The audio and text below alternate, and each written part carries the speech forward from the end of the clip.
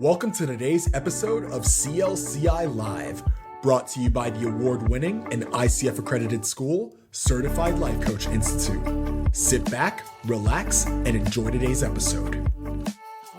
Hi. Hello. Hello. It's Tuesday live, and we've got some friends with us today. Yes, we do. Danger looks so stoic right now. I know. I was thinking the same thing. I was like, it's all about Danger right now. Danger is just, he's sitting here. He wants to be involved. He's got to be involved. Those of you watching out there, folks, hi. Make sure that you join in the conversation. Hello. Comment, like, all of that, share. But we are monitoring our comments so we can see you, whether you be on YouTube or on Facebook. We want to hear from you either way. And we will answer your questions or whatever you have to add. Hopefully we will address it.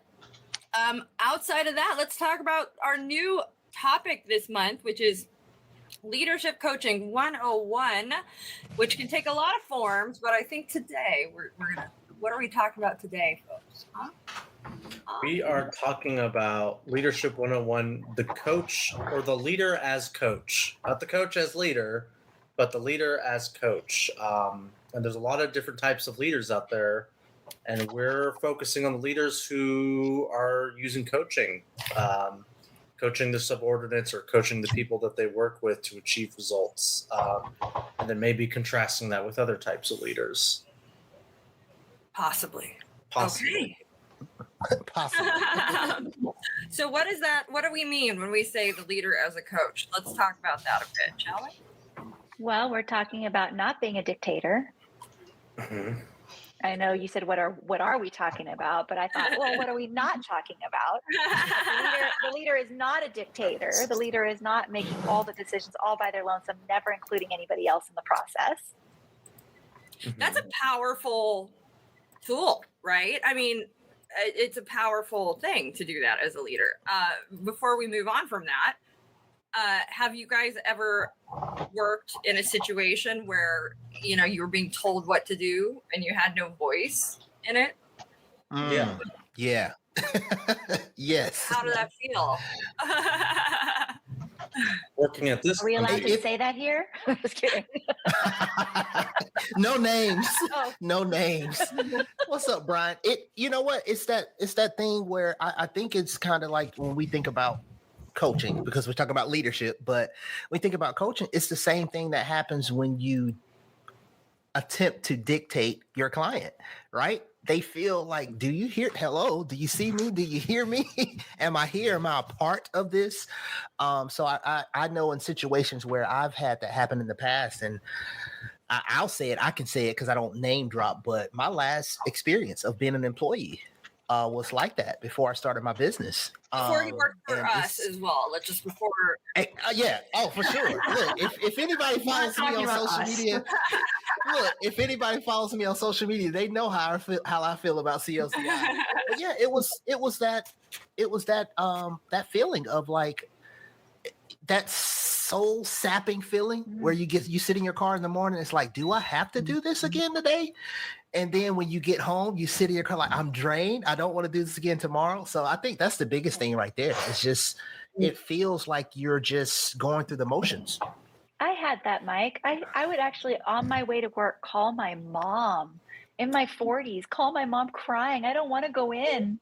I would sit in the parking lot and have to breathe and breathe and breathe some more before I went in. Yeah, we don't want leaders like that. We don't want to be in. I mean, I don't. I'm not going to speak for y'all, but I kind of have a feeling. Wow. Yeah, that's talk about the fact if you have to call your mom for a pep talk before you go into work, that's a brutal experience. Yeah. So that was one example of what a leader as a coach is that they're asking for feedback. They're including the people that follow them, the people that they are leading, right, in the conversation. What other qualities are a leader, a coach that is a leader that is a coach? I would say somebody who's empowering. I think we can present this to something that we all can kind of understand a bit. As far as like a sports coach is concerned, they can't go out on the field or on the court and play for their players, but they can encourage them and give them the tools to succeed. So not directly completing the task, but definitely someone who's in the corner to provide them with all the things that they do require or want to succeed. Love that, Sharon. I think that by virtue of including your team in your conversation, you're already, in essence, sort of getting them excited and on board for what is going on. I just noticed the sleeping cat in Anthony's corner. Okay, they just unraveled themselves. They were in a little like. Oh my gosh, look at her stretching out now. Gosh. I think I would also add, a leader who is acting like a coach is more likely to have empathy before they start accusing or belittling or diminishing or dismissing. Like, let's look for empathy first. It doesn't mean it's an excuse for someone not doing their work, but let me get to know who you are, right? Amen. Right? Let me ask you what's going on. Like that, the leader that is a coach isn't going to just say you're screwing up. They're going to check in with you and go, hey, what's up? What's going on? Let's talk about this. Right? It's not a finger pointing situation. I would imagine we're having a conversation around what has to happen to make you successful in your role, right? To make you on board. What's going on? Why, and being willing to open up and have that conversation. That's a powerful tool as a leader, right? Yeah. And yeah, Brian, absolutely. I mean, listening is so key. We don't learn anything if we don't listen. I mean, we can learn by watching, but if we're talking all the time and giving commands and orders and demands, we're not going to be learning anything.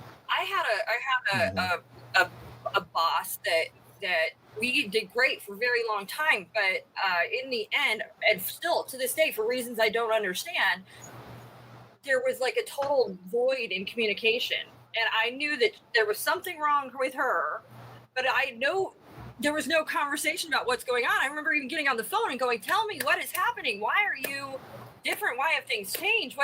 And there was not a dialogue going back and forth. And it made me feel like my hands were tied. Like I couldn't be successful in my job because it wasn't being communicated to me. And I think that not being able to have that level of communication is so critical. And in our coaching, a leader that is a coach would hopefully be capable of opening that space up so that we can be successful. Because I don't know, right?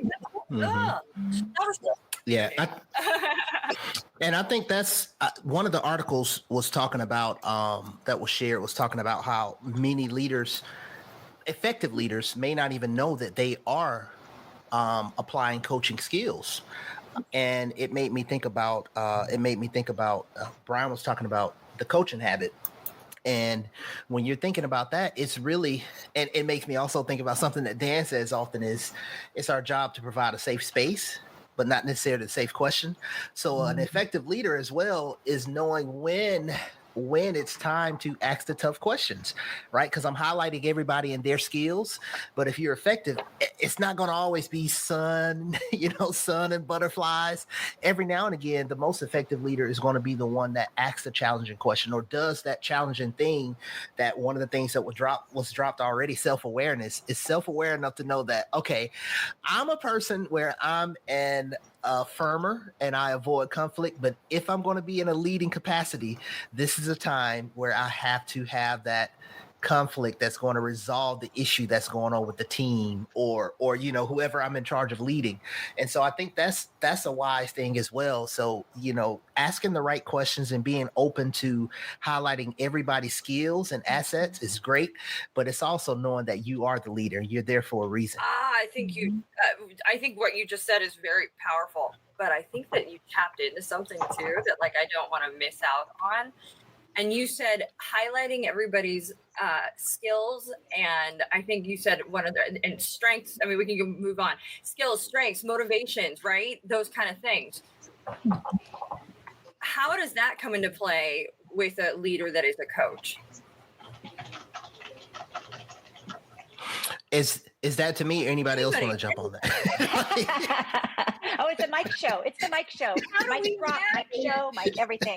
Imagine that skill set that how being a coach would assist in being able to identify strengths, skills, and motivations of your team. Yeah, I think the biggest thing there is, so I'm coming off of a class last week, so it makes me think about a lot of things we teach or what we share. And that's the biggest thing, right? Even when we listen, that active listening is listening with your eyes as well. So to be able to do that, right? And I'm highlighting everybody's skills and strengths, weaknesses, whatever it may be. I have to pay attention. That means now I got to listen to with my ears, my eyes, and my heart. And I have to see people. I have to see people and see what they bring to the table. And if I'm not applying that openness to my leadership and not applying it through a coaching lens, then I'm not going to see that because I'm just thinking about results. I had this happen. I talked about my last job situation, and this happened in a meeting. And I've always been the one where, especially when it comes to the team, I'm going to be the one to speak up. So we were having a meeting about, it was like one of the town hall type meetings. And it was talking about the state of the company. And I heard a lot about income and a lot about this and performance. And I was like, I raised my hand. I was like, I haven't heard anything about what got us to this successful company that we are. The people. And when I said the people, the clients, and also the people who take care of the clients when they walk through the doors. Mm-hmm. And I was like, I understand that it is a business, but if we're talking about the state of the company and where it's going, then let's not lose sight of what grew us to this point in the first place. And this is now about 6 or 7 years into the company. So, I was a little bit more comfortable in realizing what changes had taken place.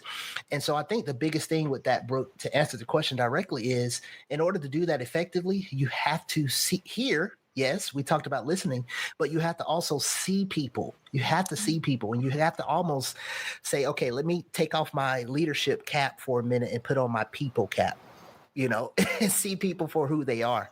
So that's how I think one way we can do that in terms of applying the leadership as a coach or the leader as a coach. Mm-hmm. Any other way of doing it? Yeah, I would say additionally, how do you see people? I think, how do you see people for who they are? Asking questions. I think instead of prescribing a particular task or role for somebody, asking them where they feel comfortable, what they feel comfortable doing. I think that's a huge part of it as well.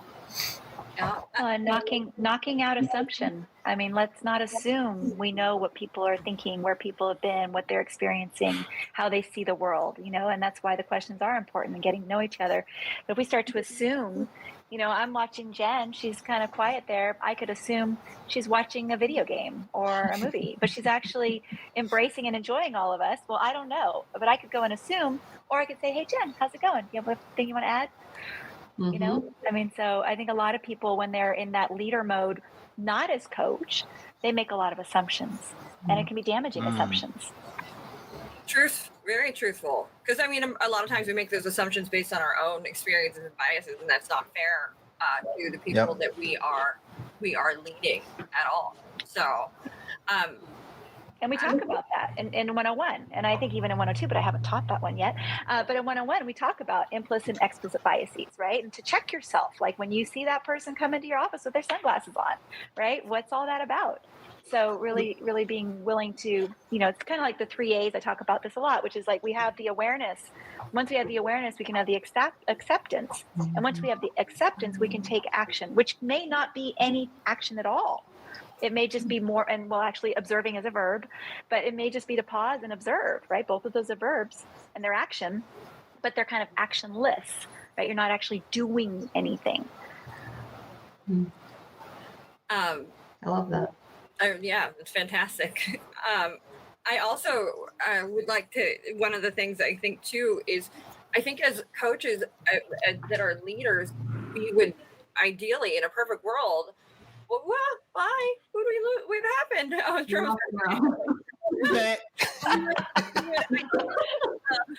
Take a moment and pause and check in with our team and be able to go, hey, actually just ask them what is it that motivates you, what is it that gets excited, where at, and we'd be able to hopefully come with some powerful questions that would assist in opening up our team and finding those deeper motivators, those deeper things that really get our team excited, and then finding not only what that motivates them, but also what environments they work best in, and really set our team up to win. I think that you can do that. And we as coaches will be able to, using the tools that even Mike of observation, of questions, of all of the tools we give as coaches, to apply that to a conversation one-on-one with your team, and then even in a group environment. I think that could be really, really powerful as well. Well, and can I just say real quickly to Brian's comment, because that goes back to what Mike was saying earlier about a coach, or no, Jerome, sorry, Jerome. You know, when we can't go out on the field and play the sport if we're a coach, right? We encourage, we motivate, we support. And in the kind of coaching we teach, it's not necessarily about motivating and all that. We're asking questions. And Brian, what you're saying is you have had a mentor who gave you opportunities. I mean, you don't have a basketball team with 5 really good players and the others sitting on the bench the whole entire time.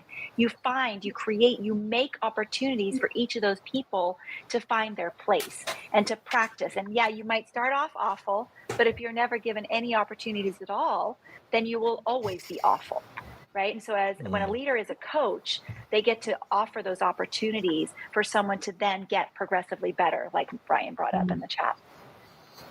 I think one of the things too, if we think about what coaches do, one of the things we talk about is helping our clients reach their goals, but even pushing them beyond what they thought is possible. And I think that's really powerful in this leader role, because I think that if it's a good leader in place, you can take your team beyond what they thought even possible. And I think that that's a really powerful tool, or powerful skill set that, when you get everybody in a room and we're working symbiotically, we're working in a way that is bettering the whole, as everybody's contributing and doing awesome, you can go so much further than if you're disjointed and if you've got things aren't working as well, right? So I think it's very powerful. So I think all of these things are very important and intricate to getting the team together. It doesn't build overnight if you're coming from something not of this nature. So it's going to take time to learn, grow, and evolve through these processes, as we've all been sharing. We all know the benefit of it, but someone who never used this skill set, there's many corporations that are now who would never, and who utilize more authoritarian dictatorship kinds of rules in their corporations, and they now see the benefit of being able to navigate with a way of hearing from those who typically wouldn't speak, giving them a strength of being able to share, provided a whole new aspect to their business and corporation that they would have never thought of. Several different businesses through time in the last, even 18 years up to today, all kinds of different venues are starting to add this place of finding value. And it's not just monetary, because when you have a team and you want your team, if you have a business where there's constant turnover, your team is constantly turning over, there's no real strong foundation. And there's something to be said about finding a coach that helps that team develop into a stronger foundation. And then as that stronger foundation becomes that priority, then that next evolution of whatever it is that they need to deliver, and eventually, hopefully, breaking through that glass ceiling like Brooke was talking about, they're hovering, can't get through it. There's turnover, there's, discord in that process, to getting that teamwork to be finally working together can create so much better environment that creates a better working distribution across the corporation, which then will raise the profit margins, which ultimately that's what they want to do, right? Mhm. Also, too, while you were speaking, one of the things you brought up was giving people a voice that would normally have a voice, and it reminded me of brainstorming, which has been essentially rethought over the years. You know, they used to think it was you'd go into a room, you'd hand somebody a pen, and that they were the talker. We'd start brainstorming, but what they found is that really only the people who are willing to raise their hand and speak really get heard in those situations. So they reinvented ways to brainstorm and done so in created ways that are safer, where there's yes and situations where it starts out with one person and another person in a room. They create an idea, somebody comes in, and their job is to say yes and add to it. And then we add in another person, and it progresses that way. Another way that they've done it is to have people write their ideas down instead of making it in a public space. And they've found that people who are afraid to sort of have that discussion will say things that they probably otherwise wouldn't be heard. And so it's interesting that where we used to think of, you know, this process of brainstorming in one way, by virtue of realizing that people are different and have different ways of communicating and feel comfortable in some situations and things like that, that if we find a way to speak their language and give them a safe space to share coaching terms right there, we're able to learn and pull a greater amount of brainstorming, knowledge, ideas, possibility out of a group of people that maybe otherwise would not have been shared. Right? It's typically the people like me that don't shut up that get heard, and not other people. Look at Mike. Well, I think the other piece of being a coach, for those people who are watching who've gone through coach training, which is most people, I think, in our group, you know, it's non-judgmental, right? It's creating that, it's cultivating that trust, it's creating that safety so people can have their voice. And then as a coach, we're not attached to the outcome, right? So they get to say their piece, they get to go on their life and do the thing that they think is going to work for them because we've asked the questions to help them develop that. And then we trust them because they're the expert of their own life. When you're in a leadership situation, an organization, it takes a lot more courage from the leader to help that person bring that out and then trust them to go try it. But it's really important. It's important to develop that trust. That brings up an interesting point about, you mentioned about not being attached to the outcomes. When we say coach as leader, I'm not getting the idea that the coach is a leader or the leader is a coach. I think a leader by definition cannot be strictly a coach, because when we talk about being a coach, we talk about, you know, we're outcome independent. We don't take responsibility for the outcome, things like that. And that lets us coach like objectively as like a third party. But when you're a leader, you have to take into the consideration that you are linked to that outcome. You have a lot of investment in the outcome of the people you're coaching. So that as a consideration, where when we talk about the leader as coach, the leader is, we're talking about metaphorically, or that they're using the tools of a coach to achieve leadership goals. But yes, the leader is not a coach, and then like that's the end of the conversation, because they have other way different considerations than just a coach would by themselves. So I'm wondering then, when you have that involved, such as I have stake in the outcome, you know, how do you effectively coach that person then? And how is that different from, I guess, normal coaching? So there's a risk piece that goes in there. If I'm that leader, I have to be willing to risk it not being successful, as much as I hope it is successful, whatever that transition is. Part of learning, growing, and changing is being able to risk with trusted people to risk with, as if that makes any sense. right? You're not just going to hire somebody willy-nilly and trust them. You're going to hire someone that you are trusting in their education or knowledge in that process. And there's some piece that you have to be willing to risk allowing that growth to happen, because if it doesn't, then you're still in that same stuck place. And where does that go? What?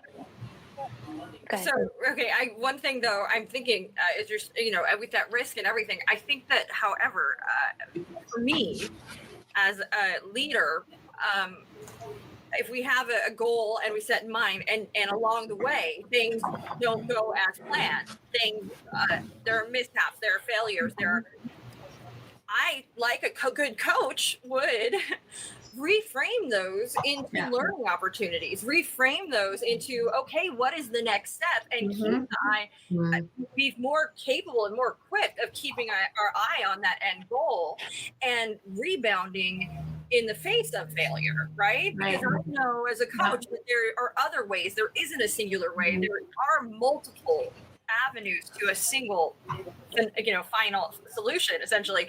And that sounded terrible. I did not just say that. To a final outcome. Thank you. So we can go down several paths to get there, and I can keep my eye on that goal and be able to change what perceived failures into something else, a learning opportunity, perhaps what good comes out of this? What did we learn from this? How do we? And I think that as a coach, we're well more equipped to accept those failures and see them not as failures, but as potential for growth and potential for other things. Yeah. I think too, part of that and what Anthony was saying too, and this is a while ago, I was thinking in my head in terms of the leader as a coach or vice versa. In leadership, it has to take on some of the role of, say, what we're used to in coaching in sports. Because of that wrinkle right there, what Anthony brought up, because you are really more attached to the outcome. So going back to self-awareness, for me, I know that I'm one who I'm more affirming, and I'm not going to do a lot in terms of conflict. So this is a time where, being self-aware, I would say, okay, this is a space where I need to get a leadership coach in to come and work with my team, because that's the other thing, right? I think that's the biggest part. Now we have these things we want to do. And in my mind, I would be thinking, okay, yeah, back to what Brian dropped in the chat. Like, I want to keep the safe space in this approach of seeing everybody as they are. So let me stay in my lane in order for me to keep that vantage point or perspective, the relationship connection I have with me and my team. Then I'm going to do what many leaders do anyway. That's leadership training. Or I'm going to now go out and get a coach to come and work with my team, because they have a different they almost have a different vantage point or less of a connection with my team, and I don't have to take that blowback from me making those hard decisions. So I think self-awareness goes around the board. It's for my team, but it's for me as the leader as well. So I'm like, hey, let me bring somebody in. Well, and I think honestly that I just when I think about several of my clients, they have leaders who are micromanaging, like I used to as a mom. So when I micromanaged, my kids didn't know how to fold their clothes or do the dishes. But when I sat back and you do it any way you need to do it, and then was able to help them and learn how to do a little extra, it's like, yeah, a leader is definitely going to be attached to the outcome, right?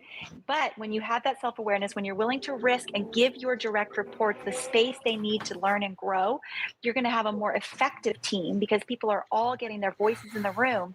And maybe the leader has a goal that when they give room for the voice of their direct reports or their team, they find that actually that might not be the best goal for the company right now. Maybe we need to shift and have 5 little goals. But the whole piece of leader as coach for me is stop micromanaging. Find the strengths of your people and come together, collaborate, and help them find out what they can do to help support the vision that we all have. Truth. So a lot of corporations tend to use some evaluation tools that help with that process. They'll use 365s, 1010s, Myers-Briggs we've heard of. What's the other one with numbers? I can't think of it. There's Enneagram. Enneagram, that's it. There's all kinds of ways. And disc assessment is another one. There's all kinds of ways that teams can help understand who they are in the process. A lot of the times they will just, and it's used in different ways. For example, the team can utilize that tool with the idea about the leader. The leader and everyone in there can talk about the team. It can talk about so many different perspectives, and that where Brooke was mentioning earlier, tools that help the silent person who doesn't normally speak up. It gives them a tool to where they can be anonymous and speak up as well. So there's lots of different avenues to help assist with that as well. Side question here. We were talking about, hey, I heard Mike mention that, well, I might be in a situation where I know I need a coach to come in. Can you imagine if you had something is vibrating? Is that me? Where you had my phone, you had a client who was meant to, not a client, but you had a leader that all of a sudden, right, doesn't have the best rapport with their team, right? I know my team hates me, right? Let's say, and they then decide, okay, I'm gonna go out and do some coach training. I'm gonna learn some new skill set.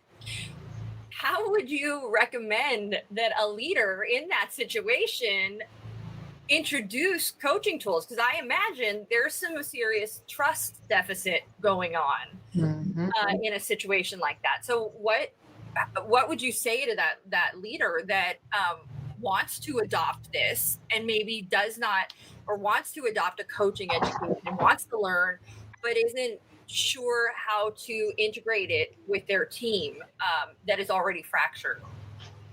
Well, that's becomes a coaching session, right? How do they imagine? I mean, that's the perfect question you would ask them. And the perfect, if I could tell you how to do that, it may not be accurate. I mean, really, the practicing the conversations, it could be where, it's addressed company wide. It could be addressed where it's individually talking to each team member or the heads of each, it's just going to be connecting. And, that word, show me the money, them seeing you actually embrace that coaching skill set and really stay there and not get back to that authoritarian or dictator type way of behavior. Jen? I say just do it. It doesn't matter if you don't have trust built or not, because if I had a boss, and I've had many that have not been great, if they hit me with a coaching question or tell me more about that, Jen, I would have been like, what? Really? You care? I would have been so excited to receive coaching, even if I didn't love them as a boss, even if I didn't think that they were a great boss or I didn't trust them. That style would have shifted me for sure. And how Let's talk to Anthony about this though for a moment, because I have a feeling Anthony would be less receptive. I was waiting for Anthony to say something before I say something, because I know he was going to say something. So I don't know. To a boss that he didn't like. Anthony, can you think of a boss that you did not respect in your role? Yeah, absolutely. I can think of a good amount of them, but how many are they? Let's see. Hold on.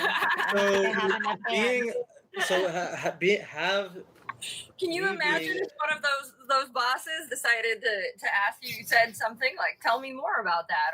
And I've worked in pretty rigid authoritarian systems before. Like there's a very clear structure, I imagine working chain of command. Security was probably not just for the viewers. It wasn't like a normal security company. This was tribal security for a casino. So very high stakes. Lots of responsibility on the officer and a very clear chain of command. And also at Amazon too, as well. So like we've got very clear chain of commands. Sometimes people who you don't trust have your best interest for you. It would be tough to regain trust that is not there. And if you're a leader who, first I would probably have the leader ask themselves, okay, how do you know that your employees or your team hates you or doesn't trust you, for one? Because that might just be like your own ego or your own, insecurities talking. But let's just say you've figured that out, and it's probably the case that your team doesn't trust you. We go in as coaches, if we're strictly coaches, we go into the coaching relationship at least that there is the minimum level of trust that the client is wanting coaching to be done. If somebody doesn't want coaching to be done, I don't think a coaching relationship can happen. So if you're one of those leadership type, people who want to start using coaching, going 100%, you might get people like Jen who are super excited about it, but if you've already lost the trust of your team, they're probably not going to go all the way with you. So you're going to have to work slowly on rebuilding that trust, which part of it could just be asking those questions. You might not be having one-on-one coaching sessions with people, and you might be having a hard time unbreaking your own bad habits as a authoritarian leader. So you might not be taking their suggestions for, how to solve a problem, or you might be working in a situation where the process is so strict because of legal reasons, you can't really be super creative with your solutions. But asking questions first, maybe hearing their feedback about you or the criticisms about you might be the first step to slowly transitioning into that coaching style of leadership. Yeah, that's true. Because you're going to be encountering people who've never been coached before, and the idea of coaching in a workplace or organization is a completely alien concept, and they're not going to play ball at first. We've had groups, corporations send people through, and we've had varied opinions about the education they were receiving, right? The whole company was very excited about it, but we had instances where one or two people just weren't fully on board, right? And we feel it's our duty as the educators to get them on board by the end of that class, right? You're going to see the value in this and learn it. And I think in most cases we absolutely do, but it's totally truth that there is a spectrum of opinion about the value of the use of coaching in a workspace, and some people are just content to do what they've been doing and not always excited about changing the way things are being done, and it can be a hurdle to introduce new tools and skills, even if they are great tools and skills. That is just the nature of introducing something new and different into a group of people, because everybody's going to have a different reaction to it, right? Yeah. And if you think about that, Brooke, like your question, right? And back to what Jen said and Anthony, think about the worst boss you ever had or worst manager or leader. And so think about effective leaders when they're bringing something to the team, like a book. If it's the book, I remember how one of the owners of the last business I worked for before I started my business and before I joined this awesome team that I'm on now, the way he introduced Who Moved My Cheese, he was giving a review on the book as if he was talking about a story. And when he finished, he concluded it by saying, and I would love for everyone to read this book if you can get it. If not, you can borrow my copy. And it was so open. So watch this. Let's take it back to the leader as a coach. That leader who wants to introduce coaching or bring in coaching or even use the skills. Let me try it myself first. Let me try it on for size. Because now when I bring it to the team, I'm going to say, y'all, listen, I don't know how many of you feel about me. But what I do know is we want to change the culture around here. Those words that you like to hear that sparks your little team ear. So we want to change the culture. And one of the things I've done recently, y'all, is coaching. And let me tell you what it did for me. And so now you're seeing that manager as a person, and you're seeing that, oh my goodness, they have a heart. They're talking about something that changed their outlook. And then they say, so what I would like to do from there is change up some things. So I was thinking about the Coaching Habit, the book, right? So think about that worst manager or boss you ever had, and they come and say, so what's the real challenge for each of you here on the team, right? What's the real challenge for you in this space? And then they say, what do you want? And you're like back to what you said, Jen, what do I want? Really? You care? You're considering what I want now?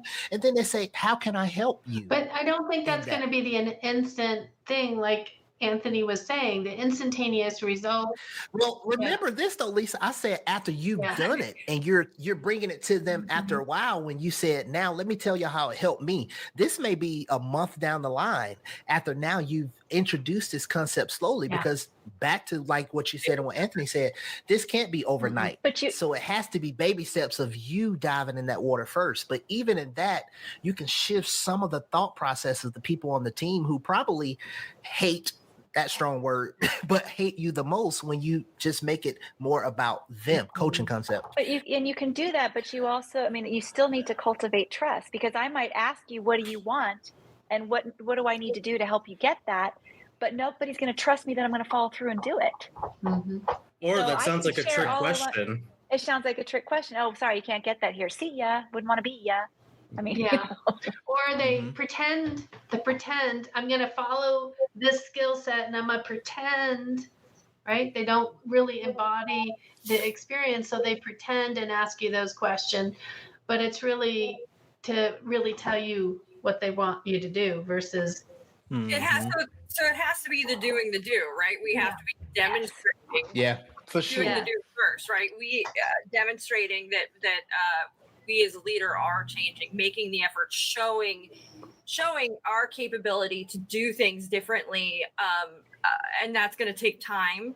And we're building trust, and we have to accept that it's not an overnight process, that everybody's going to move at their own pace, everybody's going to trust at their own pace, and to also give room for people not to trust. And have that be okay. Give room for people to take it and learn it at their own pace and be okay with that and accepting of that.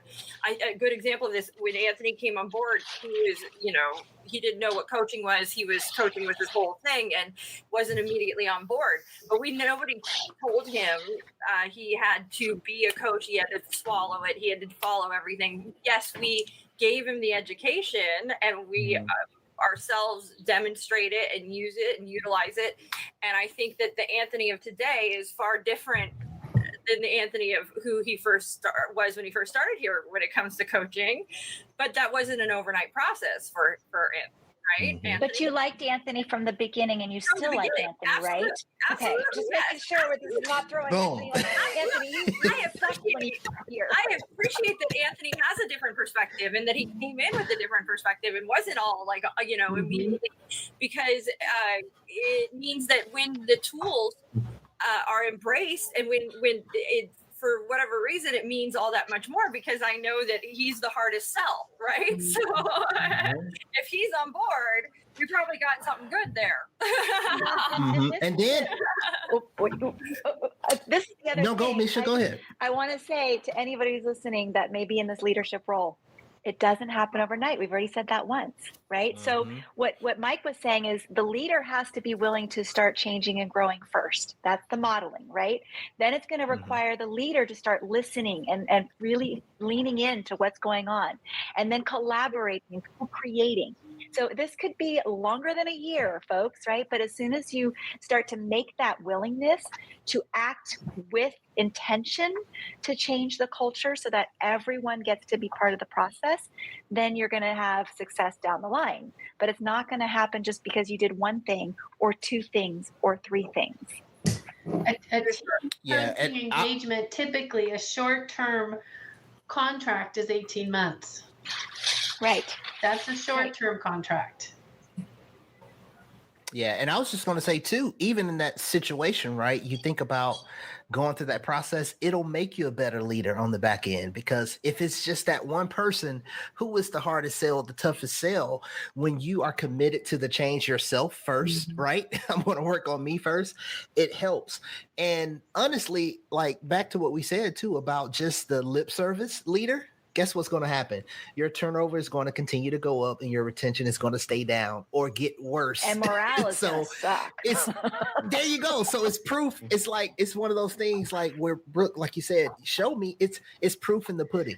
Like if you just saying it for lip service, it's not going to work. It's not going to hold because time will tell, and you're going to continue to see the revolving doors of your team. You can't even keep a consistent team. And that's why doing those little evaluations, those 360s and 1010s, all those little evaluations, you give it at the beginning of your coaching engagement so that they can get that return on investment understanding. So at the end of that, hopefully that leader has embraced the processes, and you do that 360 or 1010 or whatever form you're using to get a recalibration so that they can see their growth from where they started to where they are. If there is no growth, who's that on? Well, and I'm not even, it doesn't even 100% have to be necessarily an assessment, right? I think that we can measure growth and success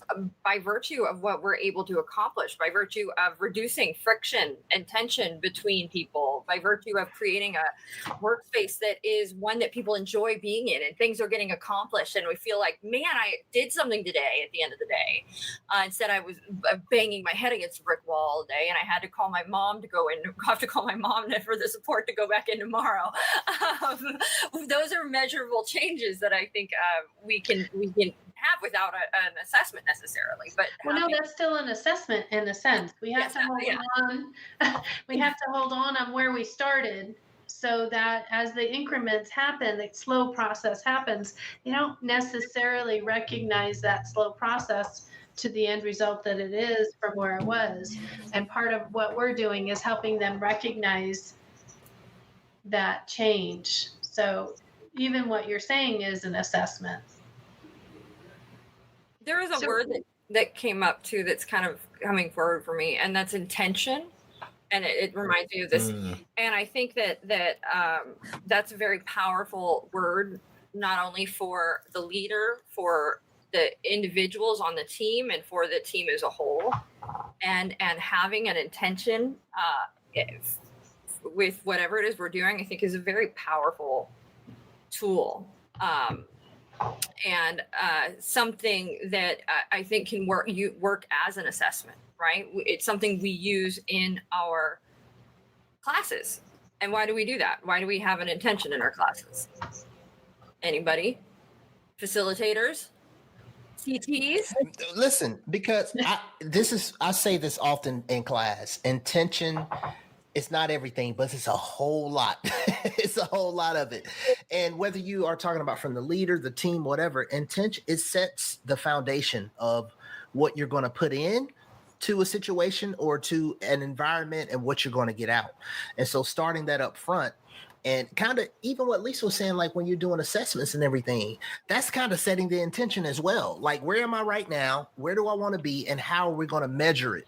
And so intention, how you're doing things, even as a leader, if I got to take a step back and be seen a little bit less of, the intention is I want us to get better in the long run, you know? Because so it has to do with impact. I mean, we can have intention, but we got to know what's the impact going to be, right? And so it's being very conscious in our activities, not like walking on eggshells. Sorry to cut you off, Coach Mike.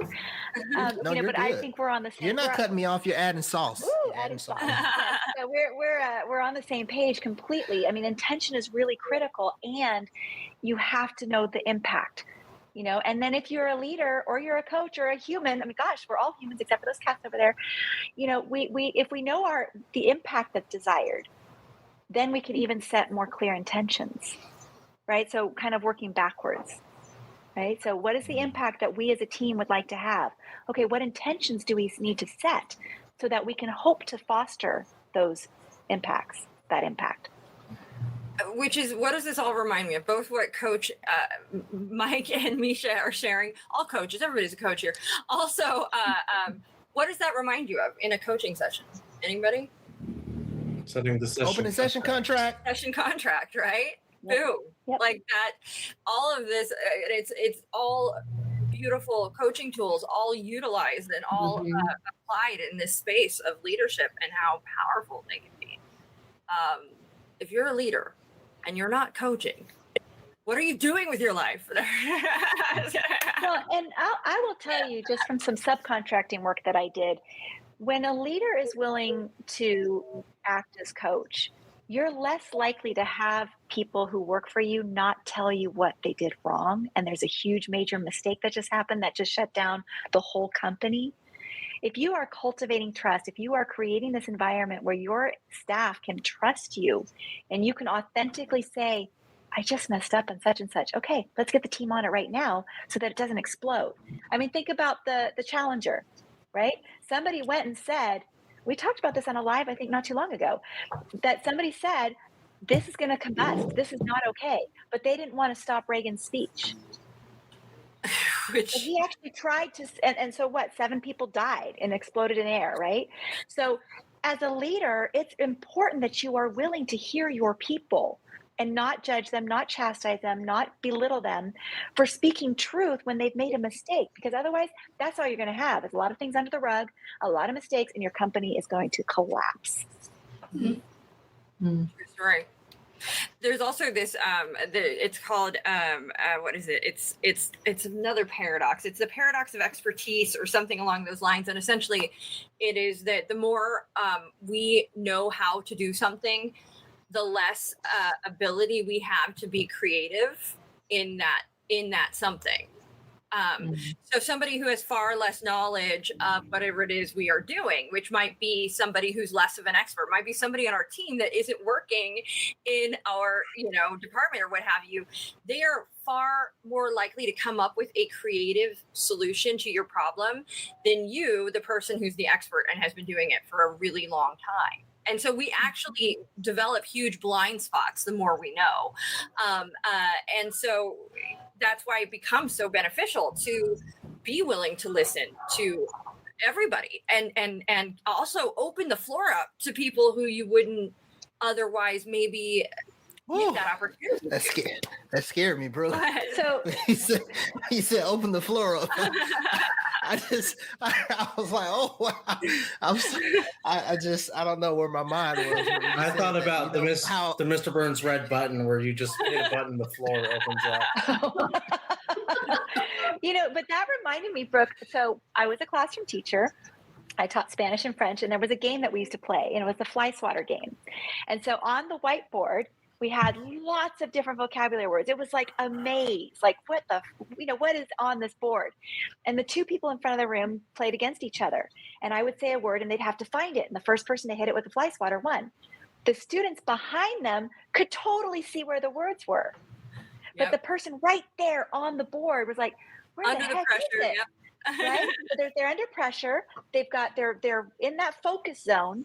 And every single student behind them is like, it's to the left, it's to the right. They weren't allowed to do that. But it was like, so when we think about teams, we have to honor the voices that are around because we get such a broader and more dynamic perspective of how things can be resolved or enhanced. So that's really cool. I like that. Yeah. I love collaborating, because I think it's one of the most powerful things ever. It can sometimes drive me crazy because finding people that actually want to collaborate can be different. It's like, come on in, let's do it, let's collaborate, get excited, right?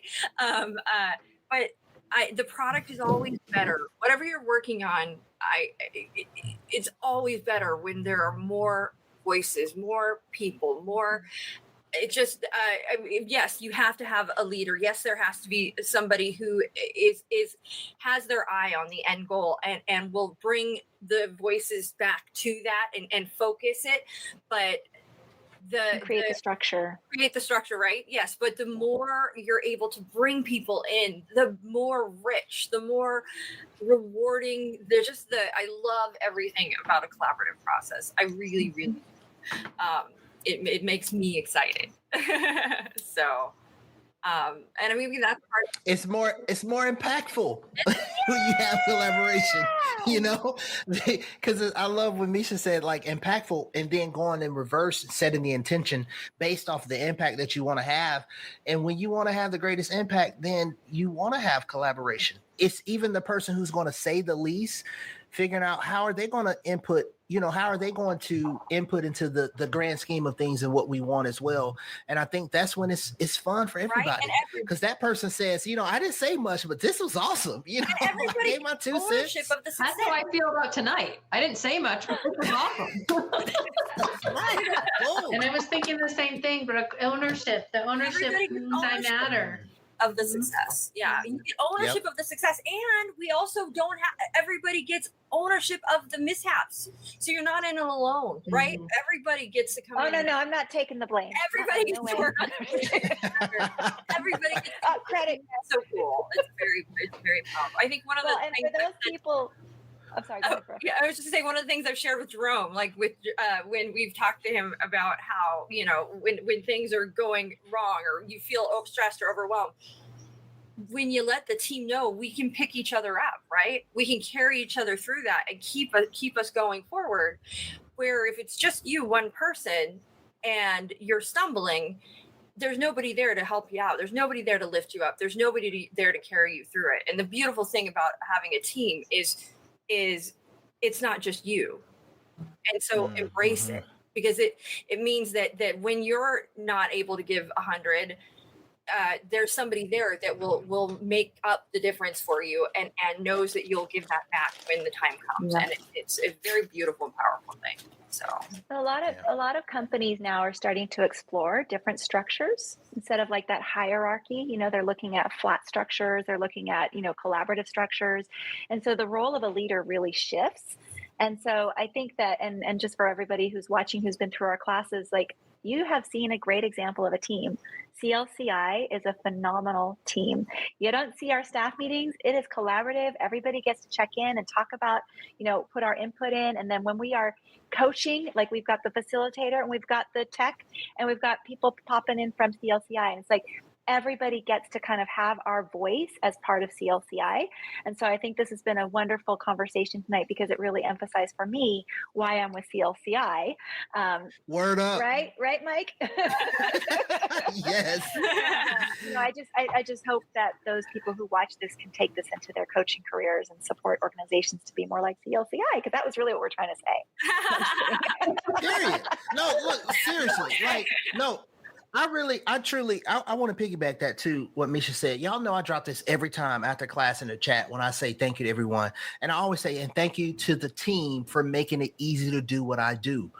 And that's being removed from so many situations from even before employment. But even if you think about like school and learning, educational teams and stuff, it's so different when you have a team that's really what you talked about, Brooke, when everybody takes ownership and everybody is there. Yeah. And what you shared with what you were saying with Jerome, when the team is there and you know it's genuine because you've seen it time and time again, it makes it so easy, number one, to be part of the team. And then the other thing is it makes it easy for you to do your role. And so, yeah, I just wanted to say that. Yeah. But that was the whole purpose of the live, y'all. Yeah. So leader as coach is taking the ego out. We don't need to have the top-notch acclamation or whatever the word is, acclaim to fame, right? It's like if we all get the job done, then we all are in it together. We can drop the ego, right? Generosity over competition. Woohoo. Oh, I like that a lot. I like that. Oh, well, I think that this about wraps us up. So who wants to close out? What does that mean? Don't all volunteer.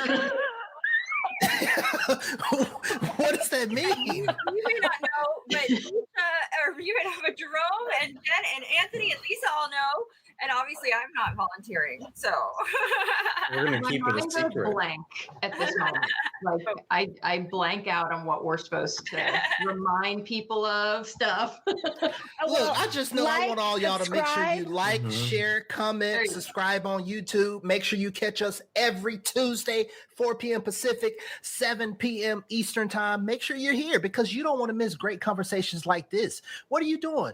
Set your reminder. Put a reminder in your Google Calendar. And yes, this is not a coaching session, so I just gave you advice. Do it. Do it now before you lie down. And take our classes. Also take our classes. Yes. Oh yeah, take our classes. Or if you take our Forbes, classes, baby. refer people to our classes. It's really cool. All that good. We're the best. Look at this team. Period. we Take the are. class. What are you waiting on? We're the best. And then check us out Hey, again next Tuesday, 4 Next Tuesday, Pacific. Yep, 4 Pacific. And also, side note, not only do we think we're the best, but Forbes Health thinks we're the best. Exactly. So, Yeah. not to toot our own horns, Yeah. And check your email because we have an amazing alumni event happening this summer. but truth story, truth. Yes. Excited Check for your that. emails or Tickets our go on email sale next ask week. about it. Yeah, tickets go until next week. It's gonna sell out. You better get your tickets fast. Alrighty. All right, everybody. Take care. Hey everyone, thanks for tuning in to today's episode. Once again, this is brought to you by Certified Life Coach Institute. We're an ICF accredited school who certifies our life coaches in 3-day online intensive courses. In addition to other podcast episodes, feel free to check us out every Tuesday at 4 o'clock p.m. Pacific Standard Time on YouTube or Facebook for our CLCI Lives, where we get together and discuss various topics that are centered around sharpening your skills so you can become a better certified life coach. For more information, feel free to visit us at CertifiedLifeCoachInstitute.com. Until next time, be well.